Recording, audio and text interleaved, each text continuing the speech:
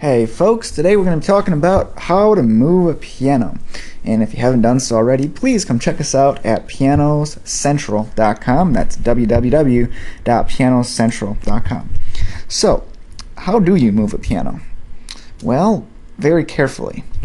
To be honest, I actually recommend that if you're going to try and move the piano and has any type of value to you, or you just don't want to do any backbreaking labor, get a professional mover. Okay, they're heavy, they're easy to damage. I've helped out on these a couple times. It usually takes several guys to do it, so you need a lot of people or get a few professionals to. It's usually worth it. But if you're going to insist on doing it yourself, let me tell you a nice little piano moving horror story, and this one comes courtesy of my parents last time they tried to move. And here's what happened. Alright, so my parents decided to build a new house. Of course, the kids move out, and all of a sudden they're like, okay, we need a new house. So that's what they did. And my mom's got this piano that she has from her youth. And, well, my dad decides that him and his brothers, they can take care of it no problem. So up they get a few people together and strap it onto a trailer and drive it on over to the new place. And they actually did fine, except they got it there and they didn't have it strapped down very well. Broke the ropes they were using to hold it together. I don't think they were using good solid straps. I think they were kind of trying to get away as cheap as possible on this, and well, it ended up costing because it tipped over, broke everything inside it, so it needs to be completely restored. It looks okay on the outside. You can tell, but as soon as you try and play it, you realize that it's been destroyed. So, but if you're not deterred, we'll tell you here. Let's start with moving an upright piano. I'm going to assume if you're looking to do this, you've got an upright. They're smaller. They're, well, at least light by comparison to a grand. So we'll start with the upright. Here's what you want to do. Here's what a professional mover is going to do anyway. And if it's an upright piano, they're going to strap the piano on a skid. It's called a piano board. And then they're going to cover the piano with moving blankets to help protect it. Then the entire bundle is put onto a dolly so that it can be taken to its destination. You can wheel it around, much easier to take care of that way. Now, if they need to go up and down steps, usually they're going to take it off this dolly and slide it up or down the steps of a board, unless they have a special dolly with, and you've probably seen them before, but they have basically they're designed to slide up and down stairs. They're actually really cool, but I've never seen any person with a house who doesn't move professionally have one of these special moving dollies for steps. Cool if you've got one. You can probably buy one for a couple $100 or something, but nonetheless, otherwise, get it off there and you're going to slide it up and down steps. I'm going to hope you don't have to deal with steps because they're heavy, and if you're not strong like bull, you're going to have some problems. But if that story didn't deter you and you want to move a grand piano, yeah, look at all those steps. You can even see in the third one there, avoid stairs. So let's talk about how you move a grand piano. It's a little more involved. First of all, they're heavier. They can weigh over 1,000 pounds. Isn't that fun? That just sounds really pleasant, right? So you're probably going to need at minimum 6 people to move this thing. But if you really want to do it, you have to start taking part of it apart. So you're going to want to remove the lid, the pedal lyre, the leg on the straight side of the piano. Again, you're going to want to strap it to a piano board. You're going to put it on its side, straight side down, and take off all the legs. Now, you cover it up with blankets, strap it on there, and onto a dolly you go. Now, you can see this last one here, avoiding stairs. Most grand pianos are so heavy that stairs just start to become unreasonable, especially if they have to go a ways. So if you're you're trying to move like a grand piano to the 3rd floor, they're going to tell you forget about it, and they're going to want to find a way to hoist it to wherever it's going to sit.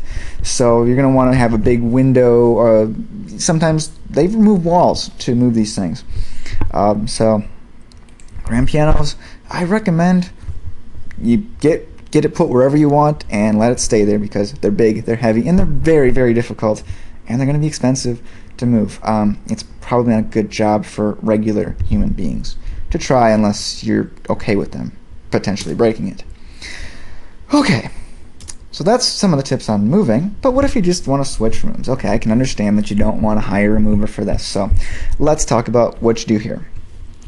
First, decide if it's really that important to you to move it, because there's always risk of damaging the piano even in a short move. Now, we got to watch out for the legs. They're fragile. They're designed to hold the piano in a stationary position. They're not designed to support it when it's moving. You can snap them off pretty easily, and they're the most likely things to get damaged or broken. So be careful. You don't want to put too much weight on the legs when you're moving. Ideally, you want to pretty much carry it. If it's on wheels, you can slide it around. And like I said, if it's a grand piano, they say at least 5 people. I think 6. Usually you can get enough. If it's just an upright or spin it, just tilt the piano back a little. Take the pressure off the front legs, remember, but not too far back that it's going to tip over. So make sure you have a couple people with you there to make sure. And then you just lift it and try to carry it, or you can stick it on a little, if you got a little cart or something to put wheels, or if it's on wheels, even better. You can kind of slide it, and you should be good to go.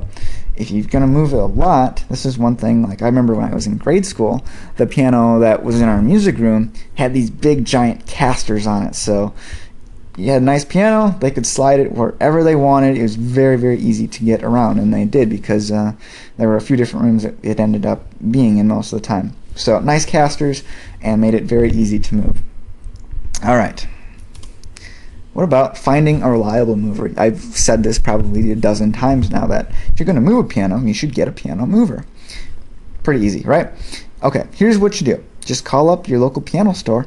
Ask them for recommendations. They should know the names of people who can do it in your area. Absolute easiest way to do it. You can check online if you want, but I would just call up the mover. Takes you all of about 2 minutes to do. Alright, and we've got one more thing to cover here. But where do we store this darn piano anywhere? So if you're thinking about moving it and you haven't decided which room, let me give you a few tips here on where you want to put it so that you don't damage it, because pianos have lots of moving parts and are actually surprisingly fragile on the inside. Now, you want to put your piano in an area where there's not a lot of drafts, so there's not any cold or air or warm air kind of blowing in through windows or something. You don't want it in direct sunlight, and you want it in an area where the temperature and humidity are going to be pretty stable. Okay, pianos, you got to treat them right, or they're just going to go out of tune, and it can damage the wood, and if you're in a severe enough case, it can actually cause this piano to self-destruct from the inside out. Not good. And you don't want to put your piano over or next to a heating vent, and don't put it close to a fireplace. You don't want to put it in front of a window, because we already established you don't want it in a drafty place. Windows are generally drafty places, and windows let sunlight in, and we already established you don't want sunlight either. So find a room in your home or apartment or condo that's got a consistent, stable temperature and humidity. I know that's not 100% feasible, but do the best you can. Now, if there's not a place in your apartment that's out of direct sunlight, free of drafts, without temperature swings, you may want to consider having a climate control system installed in your piano. Yes, they exist. Yes, you can get them installed. So if you've got a nice piano like a Steinway or something like that, definitely get this done if you're going to have to put it in a less than ideal location. So those are my tips for you. Follow them, and you should have a nice, lovely instrument to play for generations to come, instead of an oversized paperweight that needs to be dusted. I don't recommend the oversized paperweight department. So thanks for watching today, guys, and I'm going to plug my site one more time here. Please come check us out at pianocentral.com. That's pianocentral.com. Whether you're looking for tips on how to play the piano, more videos, or you're looking for a new piano to get, we'll get you hooked up. Thanks for watching. We'll see you next time.